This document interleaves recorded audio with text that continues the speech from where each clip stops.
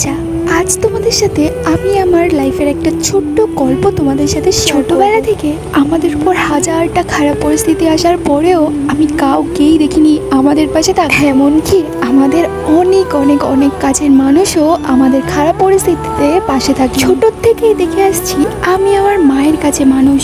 আমার বাবাকে কিন্তু আমি কখনোই দেখি, যেহেতু আমার বাবা ছিল না, তো আমাকে খাওয়ানো পড়ানোর দায়িত্ব একটা মাত্র মানুষের উপরেই ছিল, সেটা হলো আমার মা। আমি ছোট থেকে কাউকে কখনোই দেখিনি আমার মা যে একা আমার মাকে 2 পয়সা দিয়ে কেউ হেল্প করেছে বা আমার মাকে কাজের ঠিকানা আমার বাবা না থাকার কারণে আমি আমার মা একটা সময় আমার মামার বাড়িতেই ছিলাম। আর সেখানেও আমাদের থাকা নিয়ে অনেক প্রবলেম, অনেক মুখ ঝামটা শুনতে হয়েছে। চিরটা কাল কিন্তু তোমাকে কেউ খাওয়াবে না, ইনকাম করে নিজের পেটের খিদে নিজেকেই তো মেটাতে হবে। আমার মা কি করবে কিছু না বুঝতে পেরে কলকাতায় বেরিয়ে পড়েছে। আর তখনই কিন্তু পাড়ার মানুষ, ঘরের মানুষ আমার মাকে নিয়ে একটাই সমালোচনা, ট্রেনে পা দিলে মেয়েরা নাকি খারাপ হয়ে যায়, মেয়েদের চরিত্র। আর অনেকে তো এরকমও বলে ট্রেনে পা দিয়েছে নিজের চরিত্র ঠিক করে রাখতে পারি কিনা দেখ, আবার মেয়েকে। অনেক অনেক সময় এরকম হতো, ক্ষুধার্ত মুখ নিয়ে বসে থাকতাম, কখনো কেউ বলেনি তো ভাত খেয়ে। অনেক ভালো মানুষরা বলেছিল ট্রেনে পা দিলে নাকি খারাপ মানুষ হয়ে যায়, আর ওই খারাপ মানুষটা কিন্তু আজ আমাকে এত বড় লাভ ইউ মা। তোমার মতো খারাপ মানুষ না থাকলে আমি হয়তো আজ বেঁচেই থাকতাম না।